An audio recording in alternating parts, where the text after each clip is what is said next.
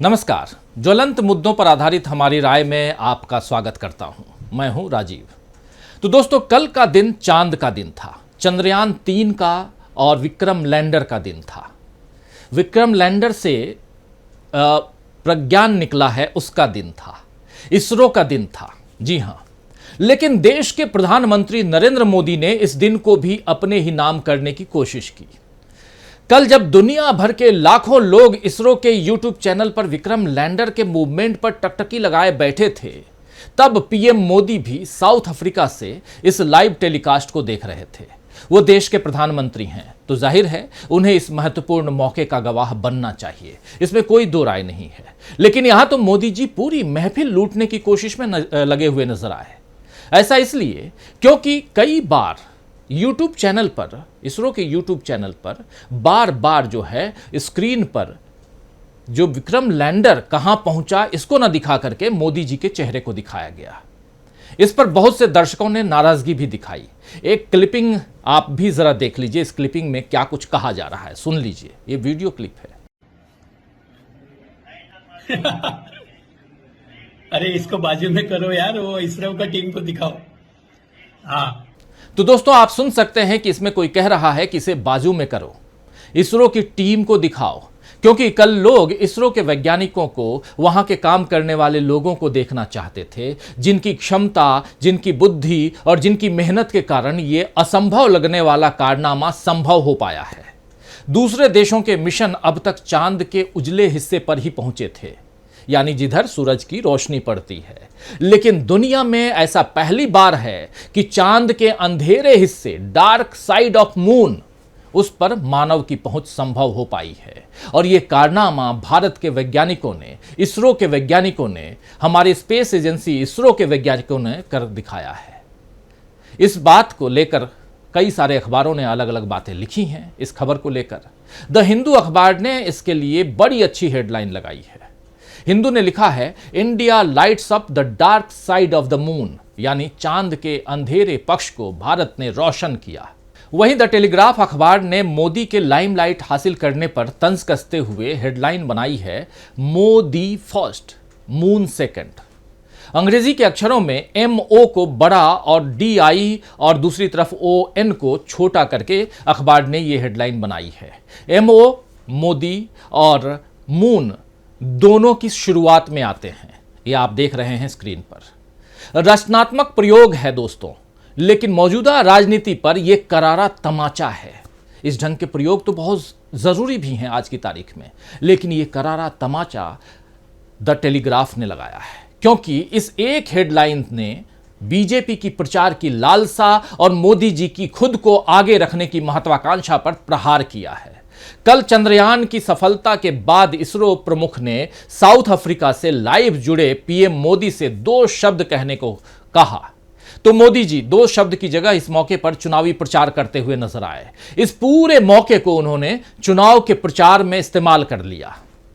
इस भाषण को सुनकर के लगा कि क्या 2024 के चुनाव में पीएम मोदी देश के लोगों से यह कहकर वोट मांगेंगे कि हमने मिशन मून को कामयाब बनाया है, भारत को चांद पर ले जाने का जो पूरा का पूरा सपना था उसको पूरा कर लिया है, इसीलिए मेरे परिवारजनों आप फिर से मुझे ही वोट दें। वैसे कहने को तो मोदी ये भी कह सकते हैं कि इस बार हम आपको चांद पर ले आए हैं, एक मौका और दीजिए, हम आपको सूरज तक ले आएंगे। बीजेपी तो कहती ही रहती है कि मोदी है तो मुमकिन है, और लगता है कि मोदी इस जुमले को कुछ ज्यादा ही सीरियसली ले रहे हैं।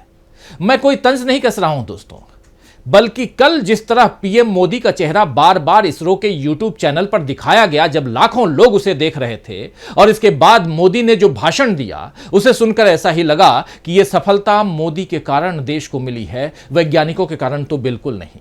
आप गौर कीजिए कि मोदी ने अपने भाषण की शुरुआत परिवारजनों से की। लाल किले के भाषण में भी तो उन्होंने देशवासियों, भारत के लोगों, मेरे भाइयों बहनों या मित्रों की जगह परिवारजनों ही कहा था। आजकल पता नहीं उन्हें परिवार शब्द से इतना प्यार क्यों हो गया है। खैर, परिवार से प्यार हो तो अच्छी ही बात है, इसमें कोई दो राय नहीं है। तो मोदी ने अपने परिवारजनों को संबोधित करते हुए कहा कि यह क्षण अभूतपूर्व है। यह क्षण विकसित भारत के शंखनाद का है, यह क्षण नए भारत के जयघोष का है, यह क्षण मुश्किलों के महासागर को पार करने का है, यह क्षण जीत के चंद्र पथ पर चलने का है, यह क्षण 140 करोड़ धड़कनों के सामर्थ्य का है, यह क्षण भारत में नई ऊर्जा, नए विश्वास, नई चेतना का है। बार बार यह क्षण बोलने वाले पीएम मोदी ने एक क्षण के लिए भी पहले प्रधानमंत्री पंडित नेहरू या विक्रम साराभाई या होमी जहांगीर भाभा का नाम नहीं लिया। इन तीनों को याद करना जरूरी नहीं समझा, जिनकी दूरदृष्टि और वैज्ञानिक सोच के कारण भारत ने इस अनूठी उपलब्धि को हासिल किया है। वैसे दोस्तों, विक्रम साराभाई की जब बात निकली है तो आपको बता दूं कि आरएसएस के लोगों ने विक्रम साराभाई की पत्नी और मशहूर नृत्यांगना मृणालिनी साराभाई और उनकी बेटी मल्लिका साराभाई को निशाने पर लेने में संकोच नहीं किया। नेहरू जी मृणालिनी साराभाई को अपनी मुंहबोली बेटी मानते थे और उनके साथ ली गई एक तस्वीर को लेकर संघी मानसिकता के लोगों ने खूब दुष्प्रचार किया। इसी तरह गुजरात दंगों में विरोध के सुर उठाने वाली मल्लिका साराभाई को भी बीजेपी शासन में परेशान किया गया। जरा दोनों तस्वीरों को आप देख सकते हैं यहां स्क्रीन पर। यह बातें यहां मैं इसलिए बता रहा हूं क्योंकि कल जब से विक्रम लैंडर ने चांद की सतह को छुआ है तब से सोशल मीडिया पर नफरती संदेशों की बाढ़ आ गई है। चांद पर झंडा और झंडे पर चांद जैसी बातें करके हिंदुत्ववादी और अंधभक्त चांद को सफल मिशन को भी नफरत फैलाने का जरिया बना चुके हैं। तब से सोशल मीडिया पर नफरती संदेशों की बाढ़ आ गई है। चांद पर झंडा और झंडे पर चांद जैसी बातें करके हिंदुत्ववादी और अंधभक्त चांद पर सफल मिशन को भी नफरत फैलाने का जरिया बना चुका है।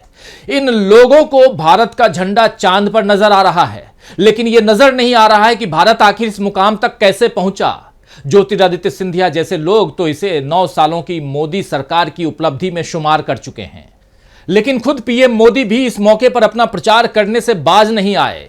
कभी अपना पूरा चेहरा स्क्रीन पर दिखाना और कभी हाथ में तिरंगा लेकर लहराना, यह सब उसी राष्ट्रवाद की कवायद लगी जिसके बूते मोदी और बीजेपी सत्ता में आने के रास्ते बनाते आए हैं। और अब ऐसा लग रहा है कि चांद भी बीजेपी के राष्ट्रवाद का शिकार हो जाएगा। एक और अखबार की हेडिंग देख लीजिए, आपको बताता हूं। ये हेडिंग है द इंडियन एक्सप्रेस की हेडिंग है और द इंडियन एक्सप्रेस ने हेडलाइन बनाई है द मून इज इंडियन। अब सोचिए जरा, ये किस किस्म की हेडिंग है। चांद पर हमसे पहले अमेरिका ने कदम रखा, लेकिन चांद को कभी अमेरिकन नहीं बताया।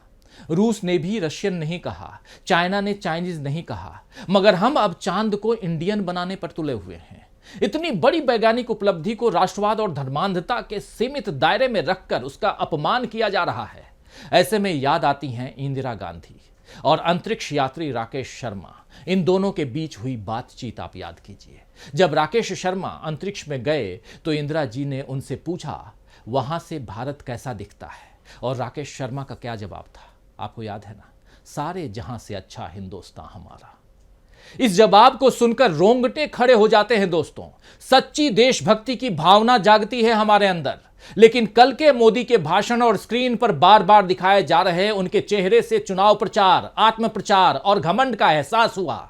मोदी के भाषण और एक्शन दोनों ने निराश किया, जबकि इस मौके पर अगर वो वैज्ञानिकों को श्रेय देते और कहते कि आज मैं नहीं बोलूंगा बल्कि आप बोलिए, ये आपका दिन है, तो मोदी का कद ऊंचा हो जाता।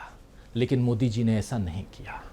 पूरा का पूरा अगर कहें तो पूरी महफिल लूटने की कोशिश मोदी जी ने की। और शायद इसीलिए द टेलीग्राफ ने सही हेडिंग लगाई है कि मोदी आगे चांद पीछे, मोदी फर्स्ट मून लास्ट या सेकंड, जो भी कह लें। तो आज के लिए दोस्तों बस इतना ही। नमस्कार।